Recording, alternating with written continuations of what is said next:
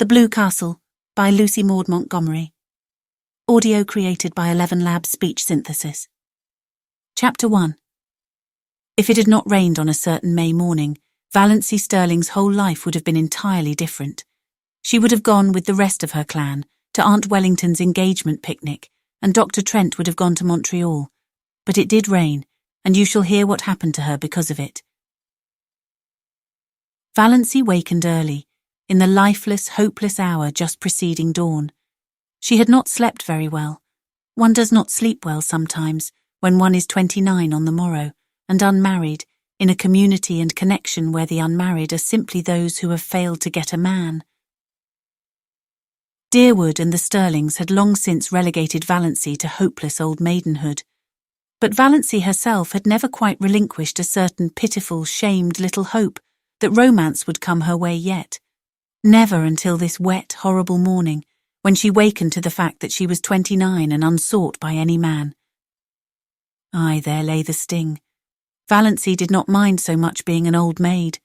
After all, she thought, being an old maid couldn't possibly be as dreadful as being married to an Uncle Wellington, or an Uncle Benjamin, or even an Uncle Herbert. What hurt her was that she had never had a chance to be anything but an old maid. No man had ever desired her. The tears came into her eyes as she lay there alone in the faintly greying darkness. She dared not let herself cry as hard as she wanted to, for two reasons. She was afraid that crying might bring on another attack of that pain around the heart. She had had a spell of it after she had got into bed, rather worse than any she had had yet, and she was afraid her mother would notice her red eyes at breakfast and keep at her with minute, persistent, mosquito-like questions regarding the cause thereof. Suppose, thought Valancy with a ghastly grin, I answered with the plain truth, I am crying because I cannot get married. How horrified Mother would be, though she is ashamed every day of her life of her old maid daughter. But of course appearances should be kept up. It is not, Valancy could hear her mother's prim dictatorial voice asserting, it is not maidenly to think about men. The thought of her mother's expression made Valancy laugh, for she had a sense of humour nobody in her clan suspected. For that matter, there were a good many things about Valancy that nobody suspected, but her laughter was very superficial, and presently she lay there, a huddled, futile little figure, listening to the rain pouring down outside and watching, with a sick distaste, the chill, merciless light creeping into her ugly, sordid room. She knew the ugliness of that room by heart, knew it and hated it. The yellow-painted floor, with one hideous hooked rug by the bed, with a grotesque hooked dog on it, always grinning at her when she awoke, the faded dark red paper, the ceiling discoloured by old leaks and crossed by cracks, the narrow pinched little washstand, the brown paper lambrequin with purple roses on it, the spotted old looking-glass with the crack across it, propped up on the inadequate dressing table, the jar of ancient potpourri made by her mother in her mythical honeymoon, the shell-covered box with one burst corner, which Cousin Stickles had made in her equally mythical girlhood, the beaded pincushion with half its bead fringe gone, the one stiff yellow chair, the faded old motto, gone but not forgotten, worked in coloured yarns about great-grandmother Stirling's grim old face, the old photographs of ancient relatives long banished from the rooms below. There were only two pictures that were not of relatives. One, an old chromo of a puppy sitting on a rainy doorstep. That picture always made Valancy unhappy. That forlorn little dog crouched on the doorstep in the driving rain. Why didn't someone open the door and let him in?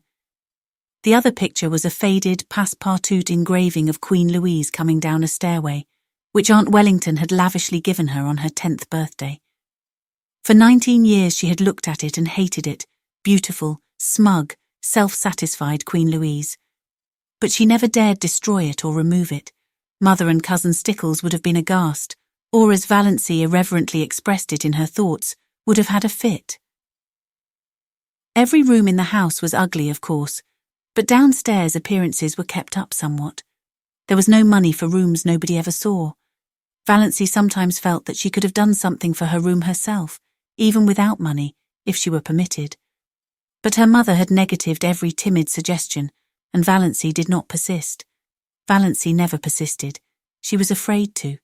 Her mother could not brook opposition, Mrs. Stirling would sulk for days if offended, with the airs of an insulted duchess. The only thing Valancy liked about her room was that she could be alone there at night to cry if she wanted to. But after all, what did it matter if a room, which you used for nothing except sleeping and dressing in, were ugly? Valancy was never permitted to stay alone in her room for any other purpose. People who wanted to be alone, so Mrs. Frederick Stirling and Cousin Stickles believed, could only want to be alone for some sinister purpose. But her room in the Blue Castle was everything a room should be. Valancy, so cowed and subdued and overridden and snubbed in real life, was wont to let herself go rather splendidly in her daydreams. Nobody in the Stirling clan, or its ramifications, suspected this, least of all her mother and Cousin Stickles. They never knew that Valancy had two homes, the ugly red brick box of a home on Elm Street and the Blue Castle in Spain. Valancy had lived spiritually in the Blue Castle ever since she could remember. She had been a very tiny child when she found herself possessed of it. Always, when she shut her eyes, she could see it plainly, with its turrets and banners on the pine-clad mountain height, wrapped in its faint blue loveliness, against the sunset skies of a fair and unknown land. Everything wonderful and beautiful was in that castle. Jewels that queens might have worn, robes of moonlight and fire, couches of roses and gold, long flights of shallow marble steps with great white urns, and with slender mist-clad maidens going up and down them, courts marble-pillared, where shimmering fountains fell and nightingales sang among the myrtles, halls of mirrors that reflected only handsome knights and lovely women, herself the loveliest of all, for whose glance men died. All that supported her through the boredom of her days was the hope of going on a dream spree at night. Most, if not all, of the Stirlings would have died of horror if they had known half the things Valancy did in her Blue Castle. For one thing, she had quite a few lovers in it. Oh, only one at a time. One who wooed her with all the romantic ardour of the age of chivalry and won her after long devotion and many deeds of derring-do, and was wedded to her with pomp and circumstance in the great banner-hung chapel of the Blue Castle. At 12, this lover was a fair lad with golden curls and heavenly blue eyes. At 15, he was tall and dark and pale, but still necessarily handsome. At 20, he was ascetic, dreamy, spiritual. At 25, he had a clean-cut jaw, slightly grim, and a face strong and rugged rather than handsome. Valancy never grew older than 25 in her Blue Castle, but recently, very recently, her hero had had reddish, tawny hair, a twisted smile and a mysterious past. I don't say Valancy deliberately murdered these lovers as she outgrew them. One simply faded away as another came. Things are very convenient in this respect in Blue Castles. But on this morning of her day of fate, Valancy could not find the key of her Blue Castle. Reality pressed on her too hardly, barking at her heels like a maddening little dog. She was 29, lonely, undesired, ill-favoured, the only homely girl in a handsome clan, with no past and no future. As far as she could look back, life was drab and colourless, with not one single crimson or purple spot anywhere.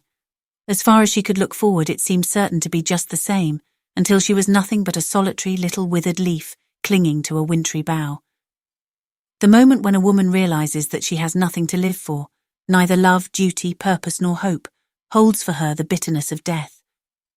And I just have to go on living because I can't stop. I may have to live 80 years, thought Valancy in a kind of panic. We're all horribly long-lived. It sickens me to think of it. She was glad it was raining, or rather she was drearily satisfied that it was raining. There would be no picnic that day. This annual picnic, whereby Aunt and Uncle Wellington, one always thought of them in that succession, inevitably celebrated their engagement at a picnic 30 years before, had been of late years a veritable nightmare to Valancy. By an impish coincidence, it was the same day as her birthday, and after she had passed 25, nobody let her forget it. Much as she hated going to the picnic, it would never have occurred to her to rebel against it. There seemed to be nothing of the revolutionary in her nature, and she knew exactly what everyone would say to her at the picnic. Uncle Wellington, whom she disliked and despised even though he had fulfilled the highest Stirling aspiration, marrying money, would say to her in a pig's whisper, "Not thinking of getting married yet, my dear." and then go off into the bellow of laughter with which he invariably concluded his dull remarks. Aunt Wellington, of whom Valancy stood in abject awe, would tell her about Olive's new chiffon dress and Cecil's last devoted letter. Valancy would have to look as pleased and interested as if the dress and letter had been hers, or else Aunt Wellington would be offended. And Valancy had long ago decided that she would rather offend God than Aunt Wellington, because God might forgive her, but Aunt Wellington never would.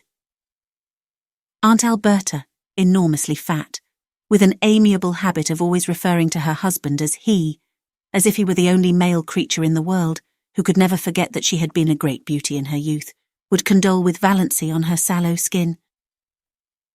I don't know why all the girls of today are so sunburned. When I was a girl, my skin was roses and cream. I was counted the prettiest girl in Canada, my dear. Perhaps Uncle Herbert wouldn't say anything, or perhaps he would remark jocularly, "How fat you're getting, Doss." And then everybody would laugh over the excessively humorous idea of poor, scrawny little Doss getting fat.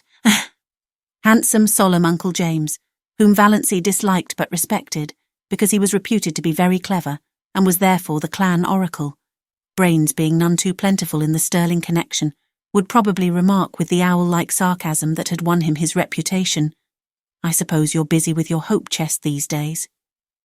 And Uncle Benjamin would ask some of his abominable conundrums between wheezy chuckles and answer them himself. What is the difference between Doss and a mouse? The mouse wishes to harm the cheese and Doss wishes to charm the he's. Valancy had heard him ask that riddle 50 times, and every time she wanted to throw something at him. But she never did. In the first place, the Stirlings simply did not throw things. In the second place, Uncle Benjamin was a wealthy and childless old widower, and Valancy had been brought up in the fear and admonition of his money. If she offended him, he would cut her out of his will, supposing she were in it. Valancy did not want to be cut out of Uncle Benjamin's will. She had been poor all her life and knew the galling bitterness of it, so she endured his riddles and even smiled tortured little smiles over them. Aunt Isabel, downright and disagreeable as an east wind, would criticise her in some way. Valancy could not predict just how, for Aunt Isabel never repeated a criticism. She found something new with which to jab you every time. Aunt Isabel prided herself on saying what she thought, but didn't like it so well when other people said what they thought to her. Valancy never said what she thought. Cousin Georgiana, named after her great-great-grandmother, who had been named after George IV, would recount dolorously the names of all relatives and friends who had died since the last picnic and wonder, which of us will be the first to go next? Oppressively competent, Aunt Mildred would talk endlessly of her husband and her odious prodigies of babies to Valancy, because Valancy would be the only one she could find to put up with it. For the same reason, Cousin Gladys, really first Cousin Gladys once removed, according to the strict way in which the Stirlings tabulated relationship, a tall, thin lady who admitted she had a sensitive disposition, would describe minutely the tortures of her neuritis. And Olive, the wonder girl of the whole Stirling clan, who had everything Valancy had not, beauty, popularity, love, would show off her beauty and presume on her popularity and flaunt her diamond insignia of love in Valancy's dazzled, envious eyes. There would be none of all this today, and there would be no packing up of teaspoons. The packing up was always left for Valancy and Cousin Stickles, and once, 6 years ago, a silver teaspoon from Aunt Wellington's wedding set had been lost. Valancy never heard the last of that silver teaspoon. Its ghost appeared Banquo-like at every subsequent family feast. Oh yes, Valancy knew exactly what the picnic would be like, and she blessed the rain that had saved her from it. There would be no picnic this year. If Aunt Wellington could not celebrate on the sacred day itself, she would have no celebration at all. Thank whatever gods there were for that. Since there would be no picnic, Valancy made up her mind that, if the rain held up in the afternoon, she would go up to the library and get another of John Foster's books. Valancy was never allowed to read novels, but John Foster's books were not novels. They were nature books, so the librarian told Mrs. Frederick Stirling, all about the woods and birds and bugs and things like that, you know. So Valancy was allowed to read them, under protest, for it was only too evident that she enjoyed them too much. It was permissible, even laudable, to read to improve your mind and your religion, but a book that was enjoyable was dangerous. Valancy did not know whether her mind was being improved or not, but she felt vaguely that if she had come across John Foster's books years ago, life might have been a different thing for her. They seemed to her to yield glimpses of a world into which she might once have entered, though the door was forever barred to her now.